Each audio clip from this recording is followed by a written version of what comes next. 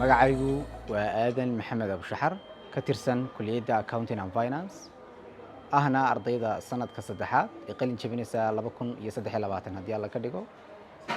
waxyaabahan ku doortay jaamacadda waxaa ka mid ah kulliyadaha kala duwan ee ay jaamacaddu bixiso gaar ahaan kulliyadda accounting and finance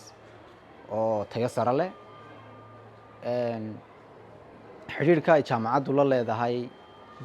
jaamacadaha dalka dibadiisa gaar ahaan dalka Ethiopia waxyaabaha soo jiitay intii aan ardayga ahaa waxaa ka mid ah taageeridda joogtada ah ay ardaydu ka hesho xafiisyada maamul ee jaamacadda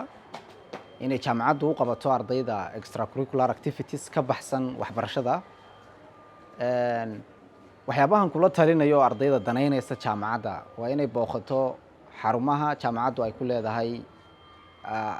magaalada Hargeysa si ay u hesho xog iyo talo ku saabsan waxbarashada jaamacadda.